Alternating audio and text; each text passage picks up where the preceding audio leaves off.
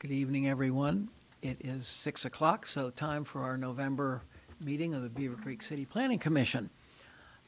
So we'll start out with a roll call, please.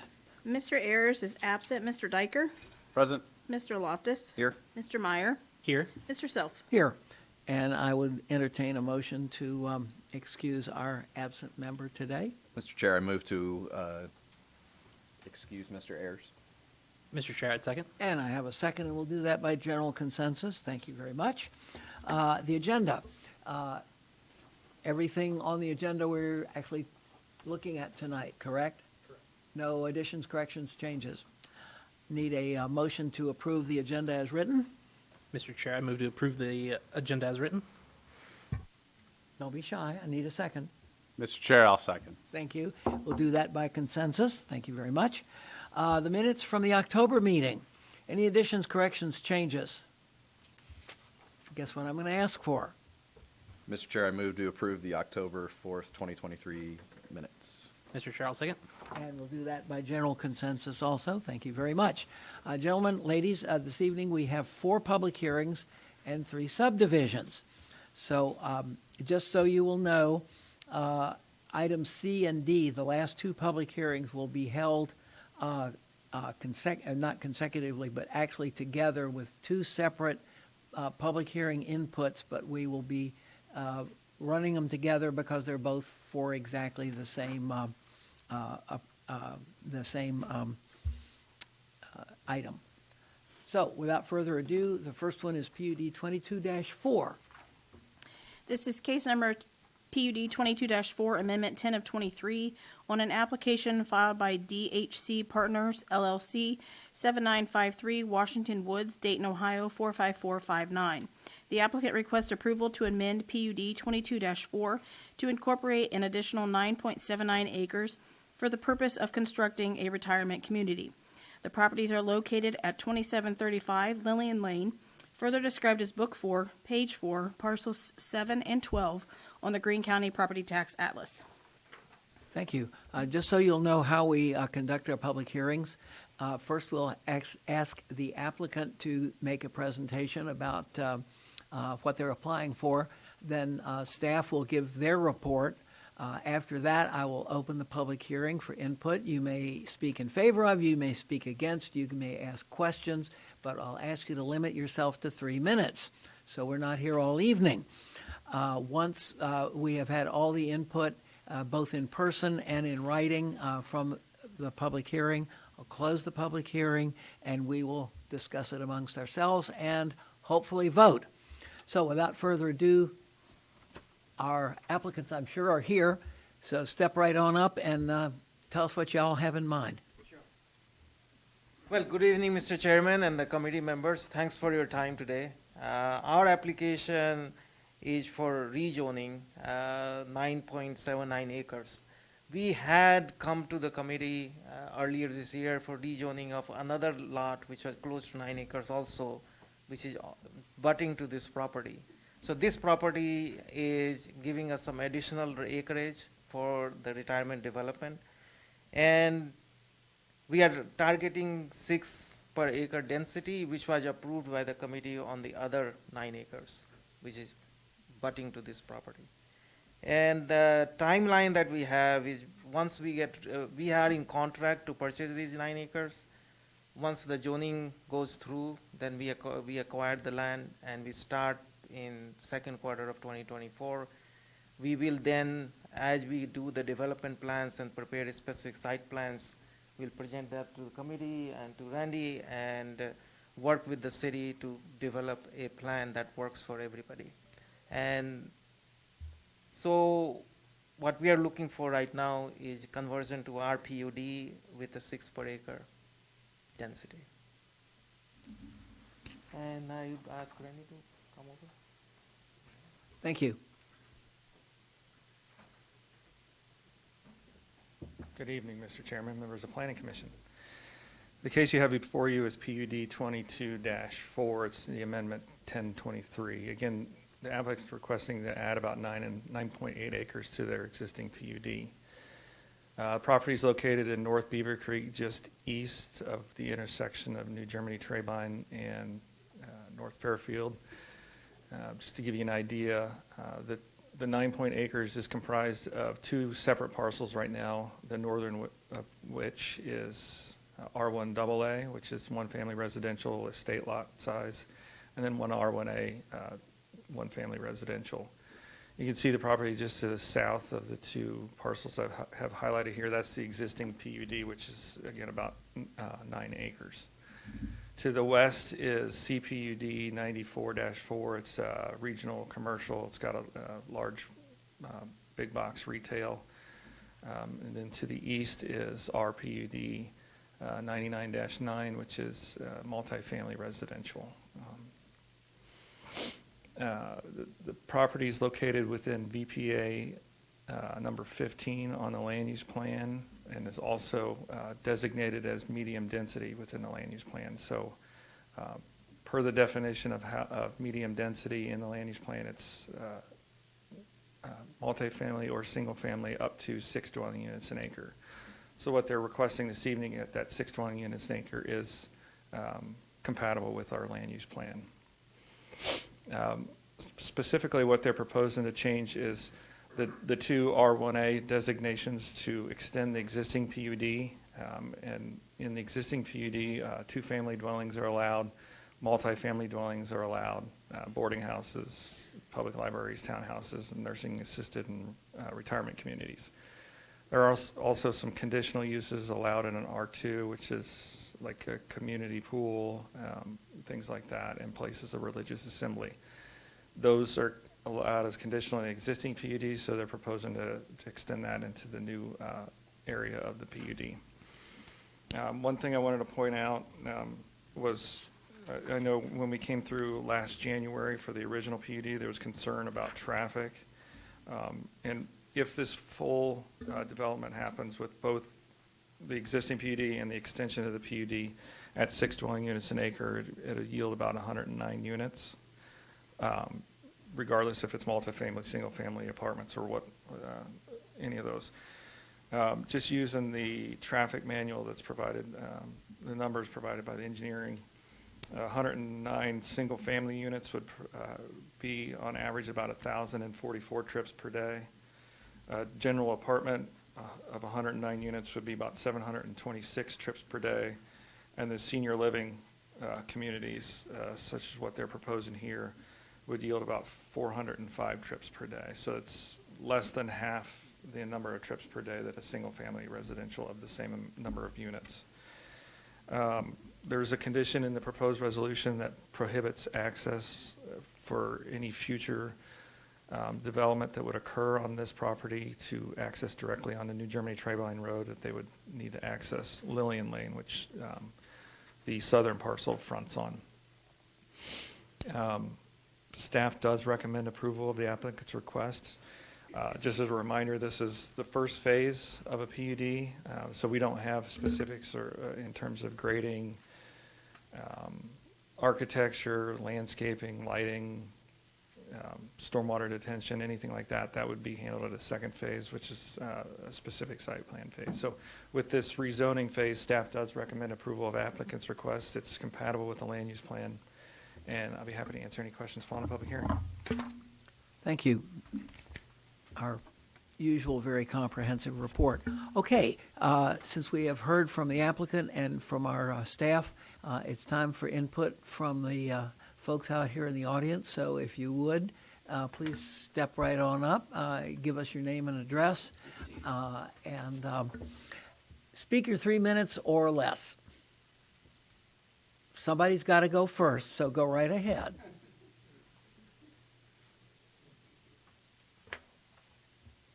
Don't make me close this public hearing. Do we have anyone wish to speak? Last chance. Do we have any written input? We did receive one email from Barbara Rivard of 3053 Willowbrook Way, who was opposed of the case. The commissioners did receive a copy of the email. Thank you. Now, if that emboldened anyone to get up and speak, okay, I'll close the public hearing, and I'll start all the way at my right. I do have a question, Randy. So just regarding the condition about no access on New Germany Trayvine, what was like the need for that? Because I know when we heard this last time, people were concerned about traffic on Lillian Lane. So, I mean, obviously we're not gonna have left out on the New Germany Trayvine right there, but like, what if, and we don't have a site plan, but what if like a right in was appropriate somewhere, just to try to keep some of that traffic off Lillian Lane? Right. It's just, there's a light at Lillian, and there's also a light at the shopping center, which is just to the west of this, and they were so close together, we didn't want to have traffic slowing down for Lillian Lane to go right on the Lillian Lane, and also slowing down for a right entrance onto this site, and it could cause traffic issues in terms of rear end conflict there. It's just so close to the intersections in the decel lane for Lillian, trying to avoid that. Okay. And then just one question on the trip calculation. It says like 109 senior living units, 405 trips per day. Does that matter, like what type of senior unit? Like, That's just general. I mean, it wasn't going in, it didn't go into the in detail of number of bedrooms per unit, or like Okay. if there was 3-bedroom units or 2-bedroom. Okay. It didn't get that far into the weeds. I was trying to just generalize to the general use. okay, all right, that's all I have. Thank you. Just got one question for you. Sure. So just a quick kind of an inquisitive question. I guess questions are inquisitive by nature, but so when a developer comes in, do they pay like a fee to the city, because knowing that they're going to be on like a small residential road and heavier kind of traffic will be kind of impacting? Are they typically paying a fee to the city, an impact fee or anything like that for like the traffic to kind of address this letter that was given to us about well-worn Lillian Lane? I mean, is there any sort of fee that the development pays when they're doing that for roadways and things like that? Yes, actually, anything north of about Kemp Road, it's a little bit south of Kemp Road, but I generally say north, is in the traffic impact fee district. So it's based on the use, and then for multifamily, around $1,000 a unit, I want to say. Okay, so they are Give or paying, even take. though they are going to impact. There'll be an the impact quality of fee, that road, and there will be remuneration back to the city for that impact on the correct. roads. Yeah, they Okay. put it into that fund, and then if in the future, it can only be used to expand facilities. It can't be used to maintain existing facilities. And the intent is you're increasing traffic, so you should pay into the expansion of the system to handle that additional traffic. Okay, perfect. That was all I had. Thank you. Few questions. Sure. So I appreciate the trip generation rates. That's helpful. Did we look at it in relation to what is the capacity that Lillian is at now, and what the infrastructure of Lillian, how these added trips would either add or add to the congestion or problem, or is the street designed enough to be able to incur these trips?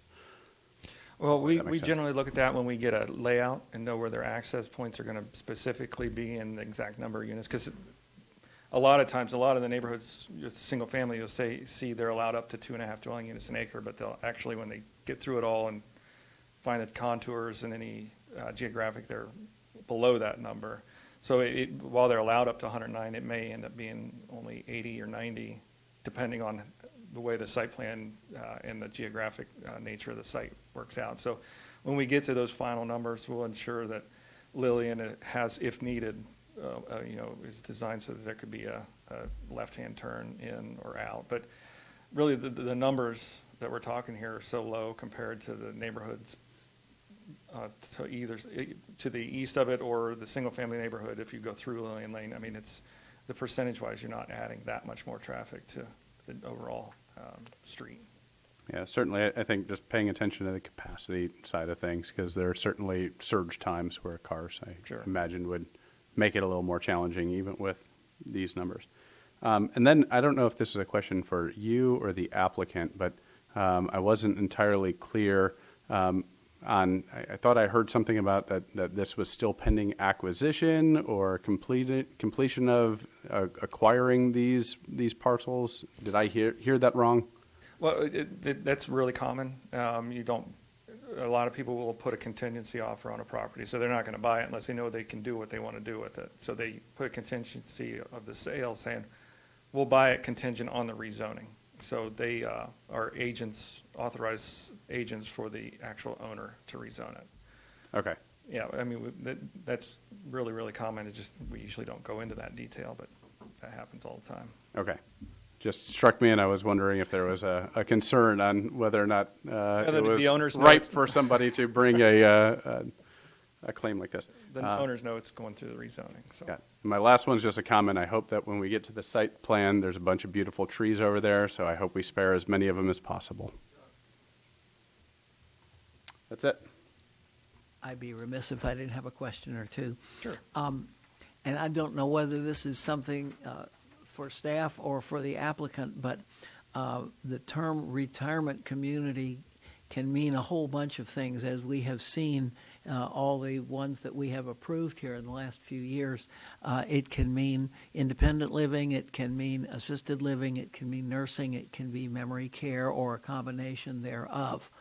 Do you have, Randy, do you have an idea of what's in mind? And if you don't, does our applicant, can you tell us a little bit more about what you have in mind in the type of residents that will be there?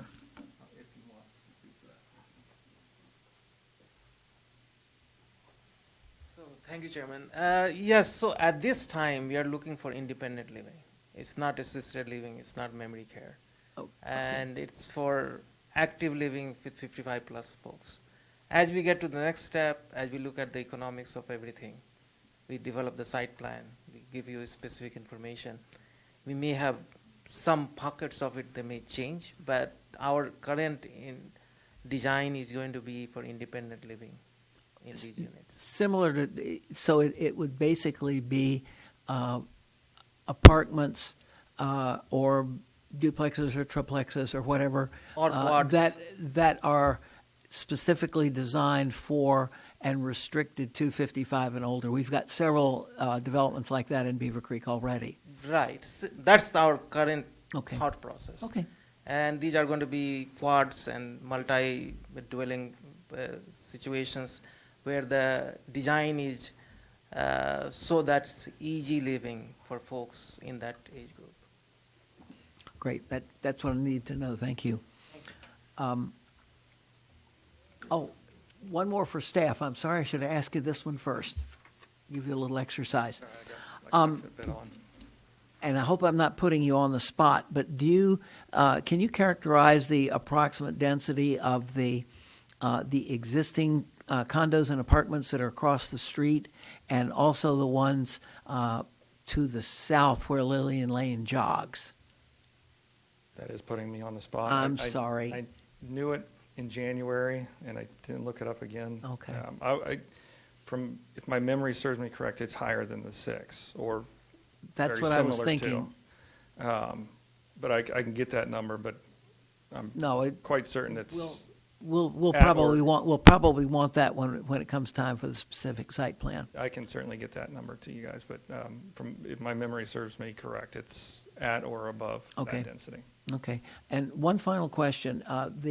The drawing up there, the light green in the upper left-hand corner, that is part of this parcel, is that correct?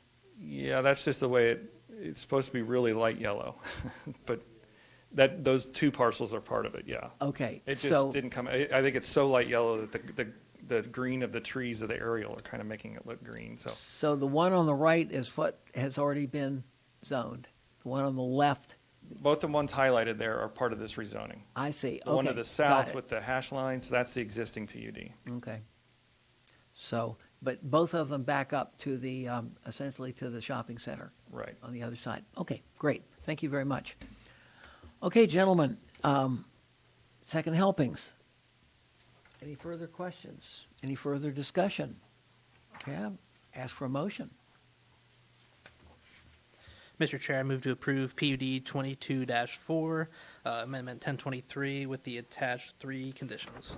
Okay, I have a motion Mr. Chair, I'll second. and I have a second. Last chance for comments, gentlemen. If you, Miss Melissa, if you'd read the roll.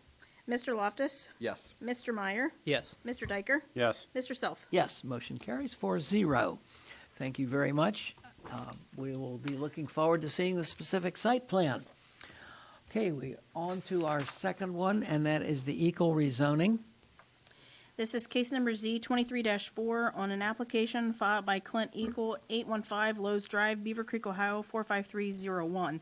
The application requests the rezoning of 1.1 acres from R1A, one family residential district, to an A1 agricultural district. The properties are located approximately 180 feet north of the intersection of Lowe's Drive and Maple Drive, further described as Book 6, page 25, parcel 22, 23, and 24 on the Greene County Property Tax Atlas. Thank you. I presume there is someone here speaking about this. Step right on up. Tell us what you have in mind. I'm Clint Akel. I live at 815 Lowe's Drive, and I wanted to get all this stuff rezoned so I can put it in all in one lot and build a pole barn for my farm stuff. So that's it. Good, makes sense. Thank you. Yes, the clerk does such a good job of calling out the case. It's hard for me to add to it, but I'll attempt to. If Planning Commission might remember, I think it was September, the I-1 property that you see to the northeast of the three properties under discussion that I have circled, that was rezoned from I-1 to A1, and that's also Mr. Akel's property. And he owns the three R1A parcels that are seen here, and he wants to rezone those. His ultimate intent is to combine those three with the I-1, well, now A1, all into one parcel, and we don't combine properties together that aren't zoned the same. So he's looking to rezone these three R1A properties to A1 so that ultimately we can combine it all into one lot. Again, the properties under discussion this evening are the ones highlighted in orange. The one in yellow is the one that was recently rezoned. The land use plan's got it classified as low-density residential. There is no classification on the land use plan for agricultural, so, you don't future land, you plan something for agricultural. So the low-density residential is, this is extremely low-density residential. We're talking one unit on 14 acres. So staff's recommending approval. This is in line with the land use plan, and I'm happy to answer any questions following the public hearing. Great, thank you very much. Is there anyone here who wishes to speak in favor of, against, or just have questions? Somehow I'm not surprised. But we did get we did get a letter on this, did we not? Yes, we did. We received one email from Charles Lucella of 2362 Maple Lane, who was in support of the rezoning case, and the commissioners did receive a copy of that email as well. Thank you. Gentlemen, I'm just going to kind of throw this one open. My only question is, the three lots that are now zoned R1A, do they have anything on them, or are they vacant? There's one that has, I made the orange too dark. There's the southwesternmost lot. It has a house on it, Okay. and the others are vacant. So it technically, if we rezone tonight before they're recombined, you can't have residential. You can't have a residence on A1 zoning of less than 5 acres. So technically, it would be in violation. But We are rezoning this is temporarily creating a non-conforming Right. lots. Okay. But with the intent to combine it all, it's kind of which do you do first? I can Right. either combine something that are not like zoning, or I can rezone and then combine. So rezoning is the more arduous task, so that's what we wanted to go through first. And we will hear the recombination, will we not, eventually, or is that administrative? Yes, no, you'll hear it because the 6 acre, the long A1 piece is unplatted, and I can't administratively combine platted with unplatted areas. It has to be done with the planning commission approval. Okay. So it'll come back so that you guys can combine it all into one Okay. lot. just a technicality, but Right? I was If I could do curious it, I about would, it. but I can't, so. Right, got it. Gentlemen, this is, I think, one of these famous no-brainers. It's just cleaning up what needs to be cleaned up so that our applicant can build his pole barn. Any further questions? Okay, I'll ask for a motion and a second, please. Mr. Chair, I move to approve Z-23-4, equal rezoning, Part 2. Mr. Chair, I'll second. And I have a second, and if you would be so good as to read the roll. Mr. Meyer, Yes. Mr. Diker, Yes. Mr. Loftus, Yes. Mr. Self. Yes, motion carries 4-0. And once all the paperwork is done and you got everything recombined, you can go after that pole barn.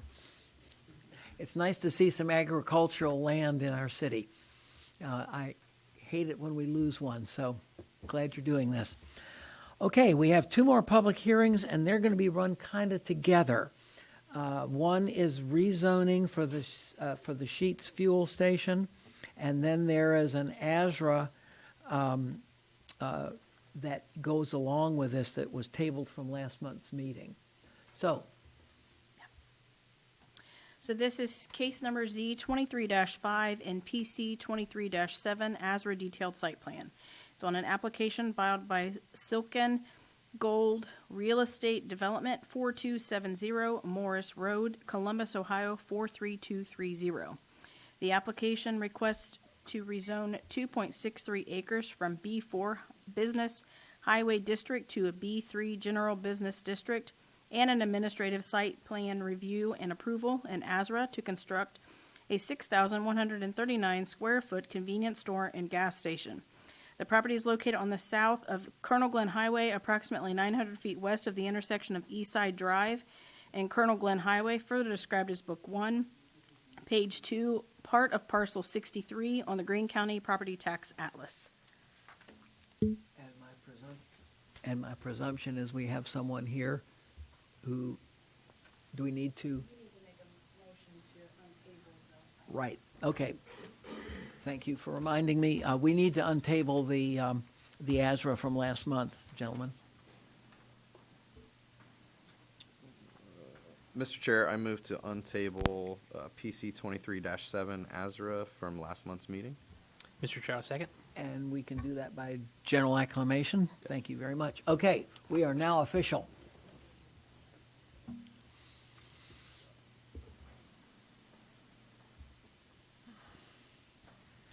Good evening, everyone. My name is Kareem Amer. I'm with Skilkin Gold Development. That's out of 4270 Morse Road, Columbus, Ohio, 43230. With me today, I have Aaron Hensley from Sheetz, as well as Greg Monning from Woolpert Civil and Traffic Engineering, both here to answer the respective areas if you have any questions for them. Would you like me to go into sort of the overview, or are you going to do that? I'll react. Okay, great. We're here today for a rezoning and ASRA overlay. This site really is going to be quite identical to the site we now have under construction there at North Fairfield and Beaverview Drive. That site, hard to believe that we're in the easy part, which is the construction. You guys should see how beautiful the building is within about 4 months or so. We welcome you guys to come to the grand opening of that, and we're extremely excited to finally be part of the community and show how great the operations and our designs are. This site specifically is going to be almost identical to that, as I mentioned. Luckily, not as tight of a fit as the last one was. It is their auto prototype, so there is a drive-through component. There's no fueling for truck diesel. It's suited for really convenience and auto users. The key differentiators from this site to the last one are a few, and surprisingly enough, we started working on the site around the same time. There's been an immense amount of challenges that we've been working with staff and the engineering department on, and might I say it's really been a pleasure. They're very reasonable and constructive, straightforward to work with. So thank you, Randy and Jeff. the key items that really delayed us, one are traffic and two, utilities. So we performed a traffic impact study and revised and adjusted and worked with the engineering department on that to get that approved, and even so much as I believe a third party reviewed that as well in conjunction with Beavercreek's engineering review. The culmination of that report was really two main things: a decel lane off Colonel Glen that you see at the north side of the plan there, to slow down traffic into the site.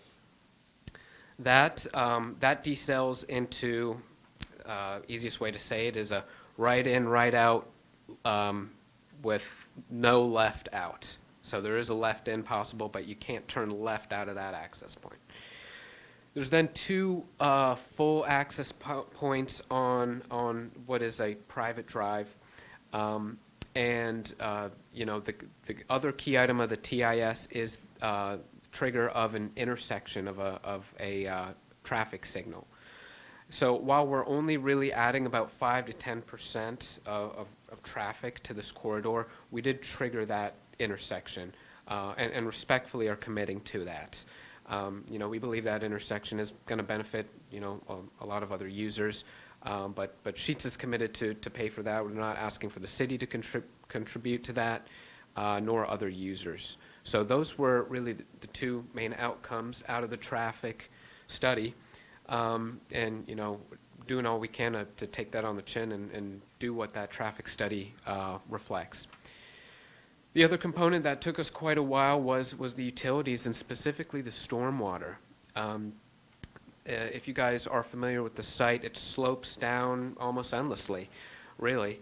So to design a stormwater system that flows north into the utilities in the right-of-way was impossible, really. So because of that, we had to, you know, creatively problem solve a variety of different options. The best option that really was concluded on was an above-ground storm detention system that will be used on the residual property. So we are lot splitting out of the current parcel. What's left, we are working with the property owner to do an above-ground detention system. That system will be oversized for us, but will be sized for the property owner should he decide to develop in the future. And of course, if he were to develop anything, he would have to come through you folks. So the site slopes downward, and so does the stormwater into that pond, and then further south into the creek. So the amount of logistics behind that design certainly took a while, but really those are the two key differentiators from this site and the last. And I do want to touch on the rezoning, because on the last site, we really only did an overlay. And what triggered a rezoning here is in this zoning district as it stands, you can't lot split under 3 acres. So because of that, we do have to rezone to a less intense zoning district to meet that threshold. So it's really a lot split confliction. So, you know, I didn't want to scare anyone with the rezoning, thinking, you know, we're doing more intense stuff. It's quite the opposite. So those are really the key differentiators there, you know, and we're really here to answer any questions. You know, it's an undeveloped site. We think it fits the demeanor and of where Sheetz could go, and really is a good, appropriate fit. So again, we're here to answer any questions, and whatever I missed, Randy, welcome you to speak on. Thank you. Now I got to figure out what I'm going to talk about, because I think you stole my entire presentation. This property, just for reference, it's in northern Beavercreek. You can see here, just on the south side of Colonel Glen, almost on the west end of the city, the extreme northwest corner of the city. Currently, the site is overflow parking for the Dave Dennis. They've got some gravel there for their extra vehicles when they have them. It's a 5.77 acre site, zone B4. And as the applicant stated, you know, in order for them to purchase only 2.6 acres of it, we had to rezone, we have to propose and go through the rezoning request because the minimum lot size for a B4 is 3 acres, and there's no way to split a 5.77 acre lot into 2 3-acre lots. So we are proposing to take the sheet site into a B3, and then the residual remain a B4. And that would create the 2.63 acres, 2.63, and then the remaining would still be under the over the 3-acre minimum threshold. You've seen here is the site plan. The applicant did state that there are 3 access points, with one being off of Colonel Glenn being full in, but then right out, because left out across the traffic is not a safe traffic movement. So they'd only have the right out and then the full in. And then the 2 full access points off of Ashford Center Drive. In terms of parking, when we look at parking counts, particularly of a building that has various uses, it's not a clean, you just look at the chart and you get one number. So we broke down the floor plan of the site, and this is the same floor plan that was used at the Beaverview site, where a portion of it is restaurant, a portion is vehicle service sales, and some of it has outdoor seatings. So when you combine all those uses, they're required to have, in addition to the 6 employees on the largest shift, they're required to have 32 spaces. And the proposal this evening has 57 spaces, so they have plenty of parking to accommodate the site for any use that they're proposing to have. The drive-through is a little unique, perhaps not for Sheets, but for what we've seen, where you pull into there's that drive-through lane on the west side of the site, and you order near the center of that access drive, and then you're crossing the drive aisle to get to the building. It does lend itself for extra stacking, so there's no concerns about not having adequate enough stacking to meet the drive-through requirements in the zoning code. And this is just to give you an idea how it lays out with the existing site. So you can see the existing Ashford Center Drive, and they're lining up that southern access point on Ashford with the existing access point to the office development to the east. Those are the 3 access points. This is the proposed landscape plan. So you can see that they're including several shade and decorative landscaping around the perimeter of the site, and all the landscaping islands within the site. So they do meet the standards that you see in the zoning code for B3 and commercial development. Also, to the south, as the applicant stated, they're proposing that stormwater detention pond, and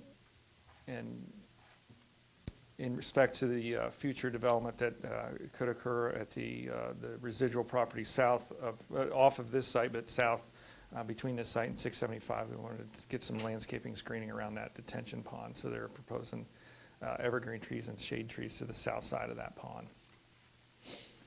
The building is the same building that you saw at Beaverview, where it's majority of red brick, and it's got a stone base. And then at the main entrances, at that corner, they've got that same stone veneer that goes up the entrance tower. There's red metal standing seam awnings over the main windows, and then there's a red metal awning over the main access point, or the main entryways to the site. You can see that they did carry those the stone and the brick around all 4 sides of the elevations, so they have that 4-sided architecture standards that we see in developments in Beavercreek over the last many years. The canopy is the same canopy that you see at Beaverview, where it's 150 feet wide.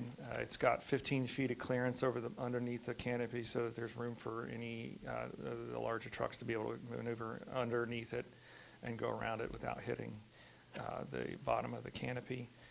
They're proposing to use the stone veneer on the first half of the columns, and then a brown ACM, which is it's an aluminum material, but it's not aluminum. It's a thicker aluminum material, but it's used in a lot of canopies and sites throughout the city.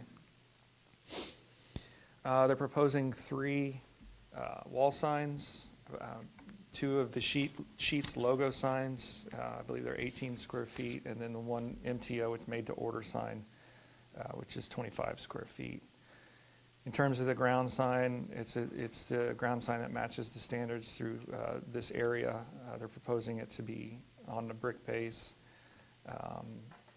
32 square feet per sign face, just to the east, near the northeast corner of the site. So it will be set back far enough off the right-of-way so they're still good line of sight, and you could still see if you're trying to make a right out of the site, or you're trying to make a left at the traffic light, or a right at the future traffic light at that intersection. Again, procedurally, what we ask is that you open a public hearing for the rezoning first, take any public input, and then close that. You can either vote on it then, or you can wait, but have a second public hearing for the ASRA, and then vote on the 2 actions separately. But staff recommends approval of both the requests. It meets the land use plan. It's a good site, and feel it would be a good addition to the Colonel Glenn corridor in that area. Thank you. Excellent, thank you. Didn't leave us much to question on that. I will open the public hearing for the rezoning, not for the site plan, but for the rezoning. Is there anyone who wishes to speak in favor of, against, or simply ask questions about why we are doing the rezoning? Did we get any written input? No. Okay. Then I'll officially close the public hearing for that. And gentlemen, it makes sense to me that if the rezoning doesn't pass, then there's no reason to hear to have the public hearing for the ASRA. So I suggest we go ahead and call the roll for the rezoning. Do you need a motion? Yeah, it would help to have a motion first. Mr. Chair, I move to approve Z-23-5 Sheets Fuel Station rezoning request. Mr. Chair, I'll second. Thank you. And I had that in mind all the time. Can you read the roll, please? Mr. Diker, Yes. Mr. Loftus, Yes. Mr. Meyer, Yes. Mr. Self. Yes, motion carries 4-0, and now we will open the public hearing for the ASRA, for the specific site plan. Is there anyone who wishes to speak in favor of, against, or simply ask questions?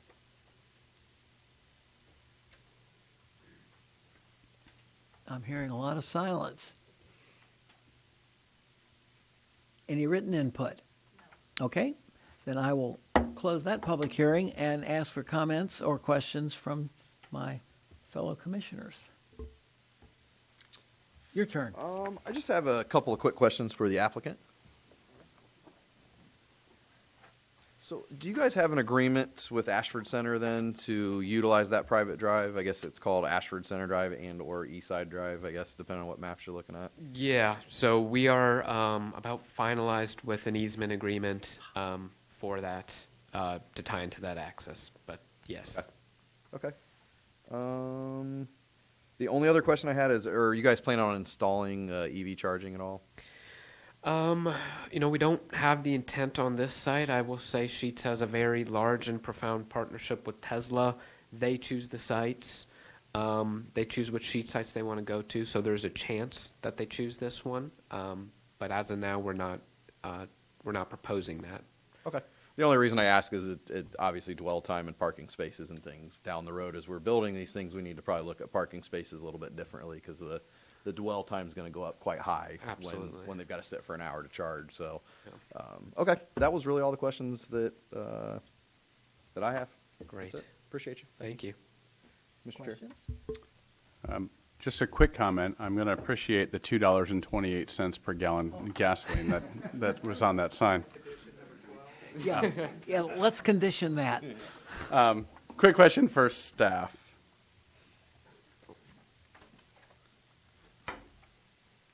while you walk up, I'll ask the question. I saw in the report that they are required to have 2 handicap spots, and I cannot quite find exactly which spots were designated.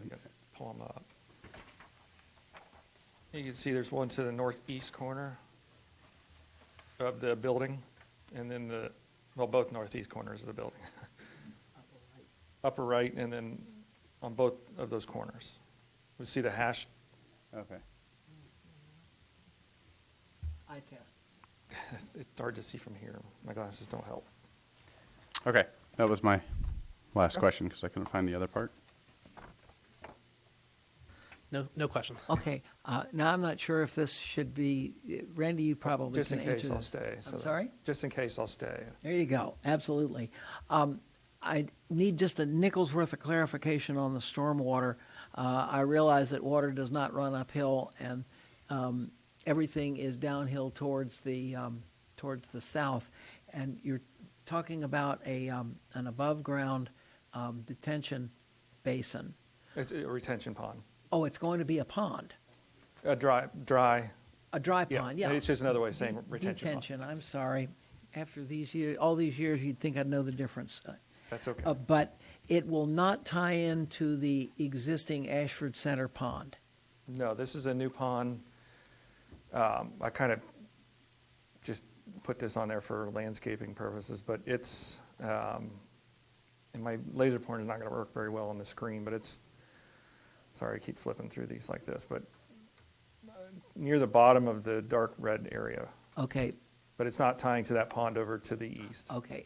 I wasn't quite sure about that, but it will flow on down into the creek that's down towards the interstate. Right, I mean, they have the channel going to come bring Right. it down. Got, That's why it's the set same that way. creek that Ashford Center's pond flows into. Right. Okay, got it. Okay, gentlemen, any further questions? I actually do. Hold on. Okay. So, I know that in the applicant's presentation, they talked about the traffic study, and you reference it in the report regarding, the indication for the need of a traffic signal.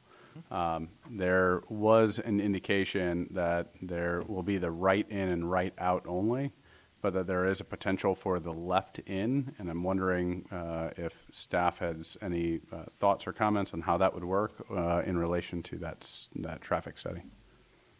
I'll let our engineer talk about that. Roger, thank you.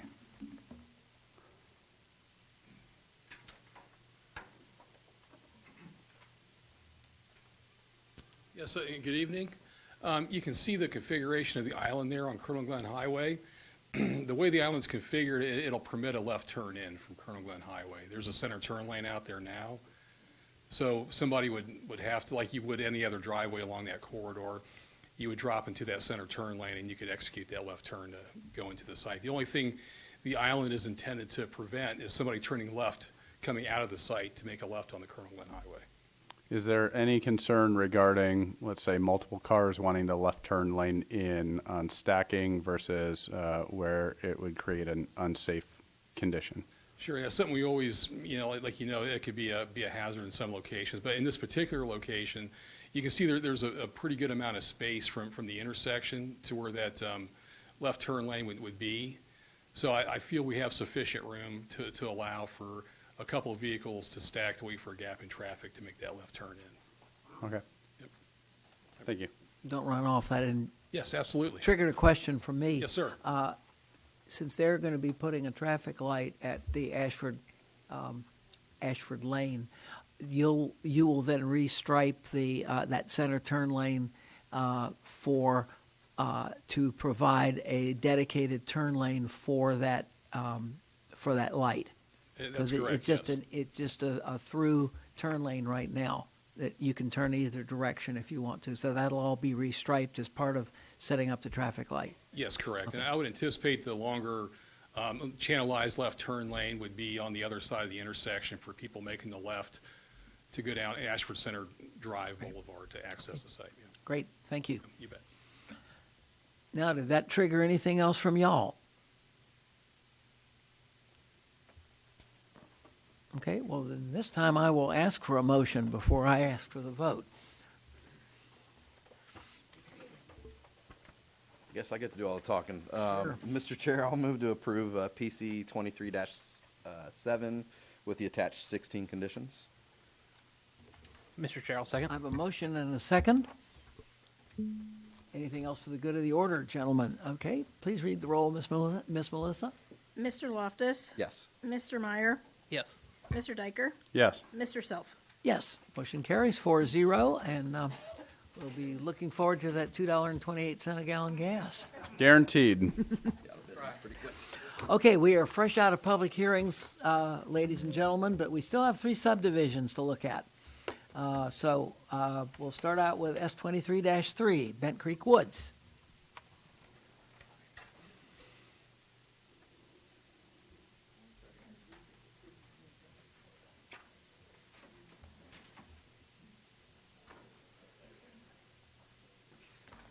Yes, thank you. This is case S23-3. The application is for the subdivision, final subdivision for about 17 acres that they're proposing to split into 21 single-family lots. This is the eastern end of Bent Creek, which was approved by Planning Commission and City Council as a specific site plan back in 2005, so it's been quite a while.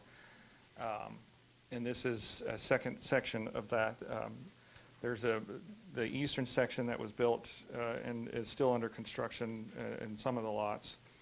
And then there's a vacant center section that will remain unplatted. But overall, 28 acres is currently unplatted and 32 of the 44 that was originally platted. On this particular subdivision, lots 9 and 10 and 22 through 40, and it's kind of hard to see the numbers on this particular slide, so I apologize about that. But they will be reserved as single-family lots, and they range in size from 0.439 acres to 0.939 acres. They do have 3 reserve lots, which are open space common area lots, and they're about a ½ acre and a 1/3 acre, and another ½ acre respectively. There's also about 3 acres that will be dedicated as right-of-way for Bentgrass Drive, Murfield Drive, and Golden Court. We routed this out to, and this I colored in the show where the single-family lots in yellow, the reserve lots in green, and then the right-of-way is in gray.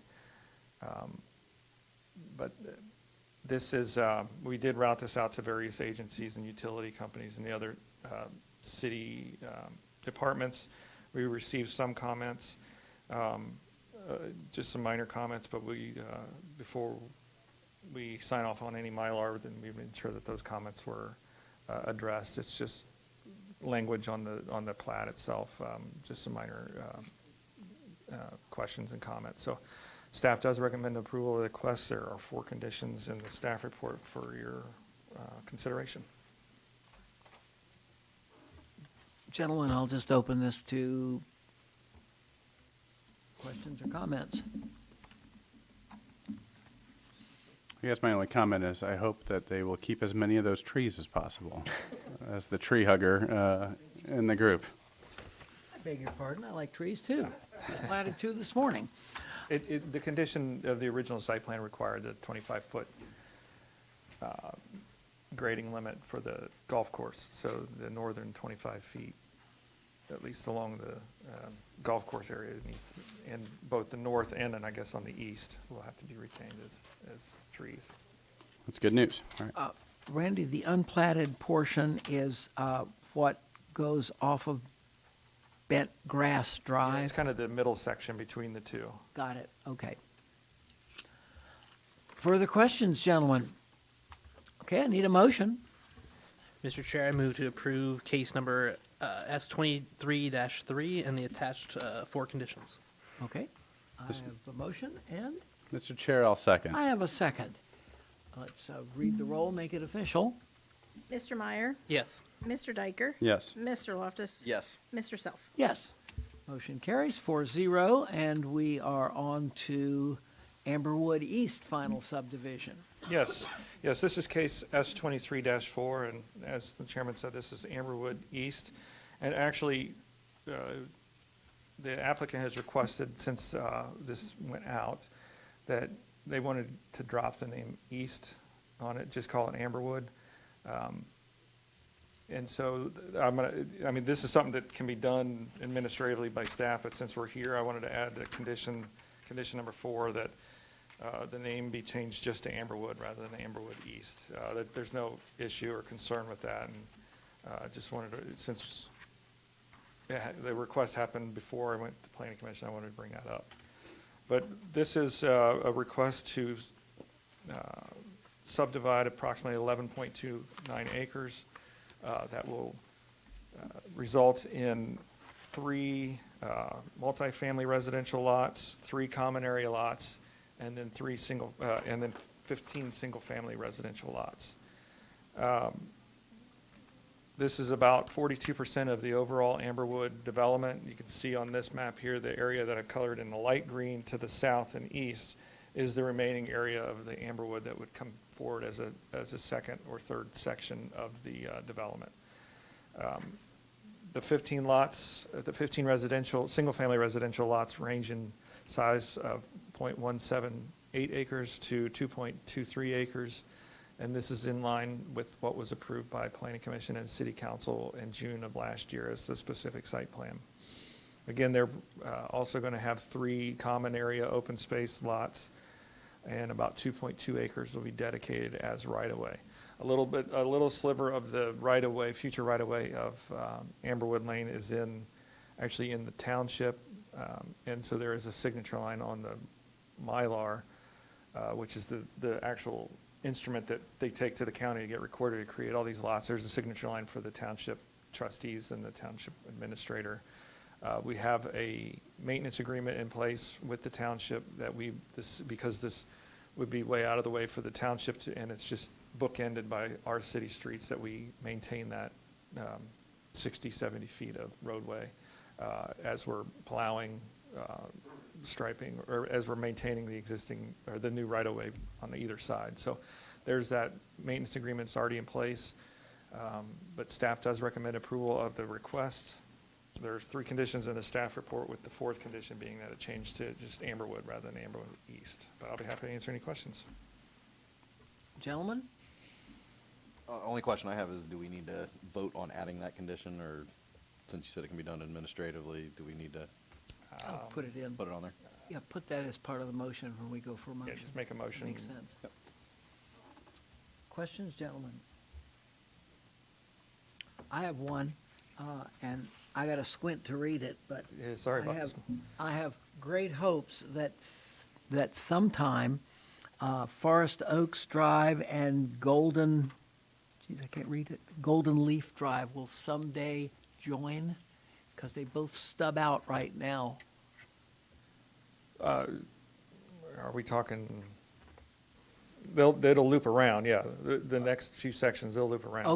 Okay, so those, I noticed that neither one of them have a cul-de-sac on the end, which tells me that eventually they're going to, Right, to join. it's either section 2, or if they break it down to section 2 and 3, most likely it'll be 2 because there's not that many lots left. But the ultimate goal would be Amberwood will come down and cul-de-sac down towards the south end of the site, and then it'll also break off and attach to Golden Oaks Drive. okay, so we'll have a loop there. There'll be, yeah, they weren't, there's too many new lots, and we didn't want to add one single Right. access point. Okay, and my second question is that long skinny section that runs down from New Germany Trayvine, is that foreseen as a street someday? No, or it's just a little skinny piece of land? It's only 20 feet wide, thereabouts 20 feet wide, and it's just not wide enough. It was just a remnant piece that was part, so it's just going to stay like that Okay. in perpetuity Okay, for the good. foreseeable future. Could always be a bike path.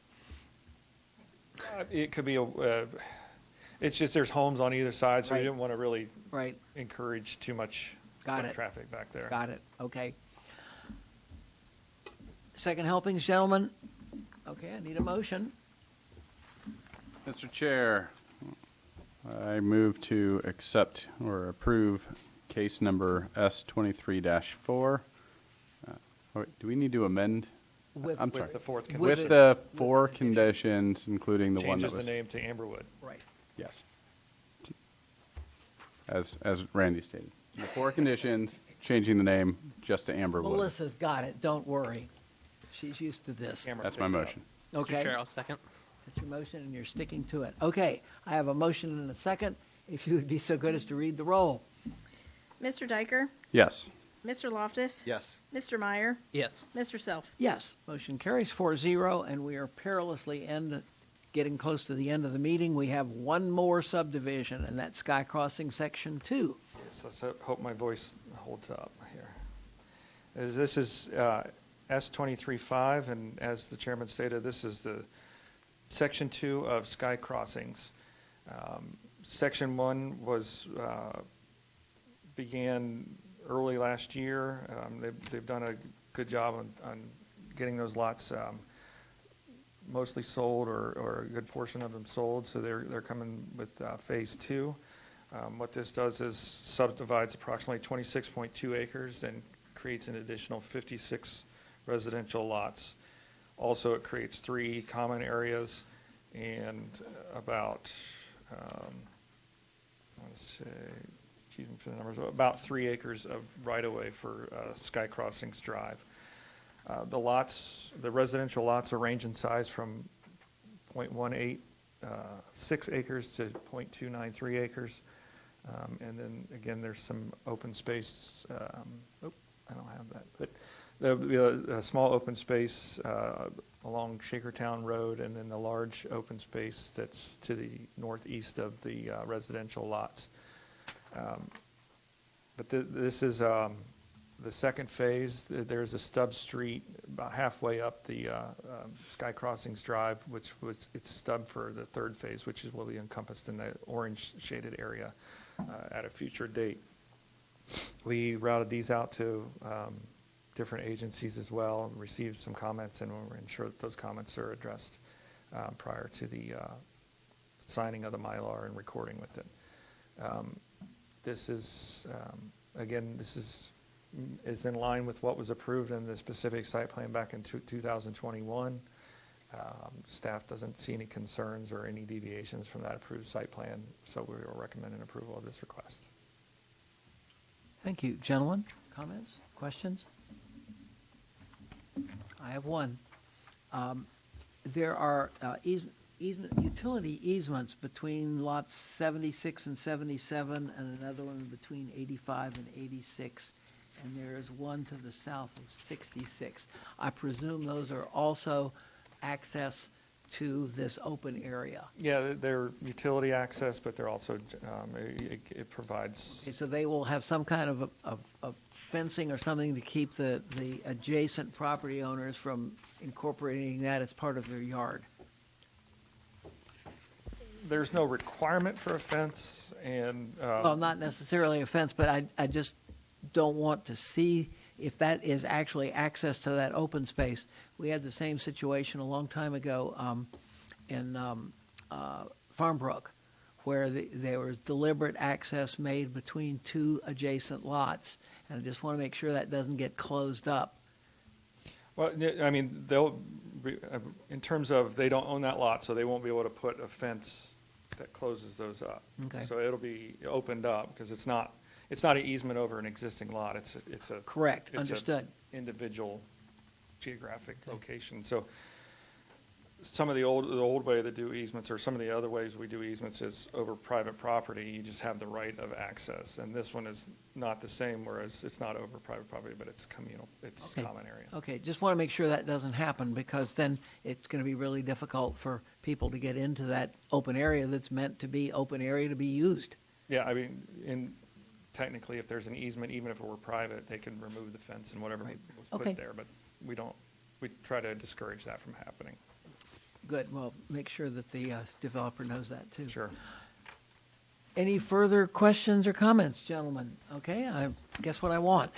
Mr. Chair, I will move to accept case number S23-5 and its 3 conditions. Okay, I have a motion, Mr. Chair, I'll second. and I have a second. And for the last time this evening, please read the roll call. Mr. Loftus? Yes. Mr. Meyer? Yes. Mr. Diker? Yes. Mr. Self? Yes, motion carries 4-0, and we have nothing else for the good of the order. I would recommend highly, if you have not signed up for the Planning and Zoning Workshop on the 1st of December, it's well worth going to. And you should have gotten some paperwork on that already. Let Melissa know. Anything else for the good of the order, gentlemen? I need one more motion. Mr. Chair. I don't want Nick to get too comfortable. I move to adjourn. And a second. Mr. Chair, I'll second. And we are at 7:05. Thank you, gentlemen. Thank you, Mr. Chair.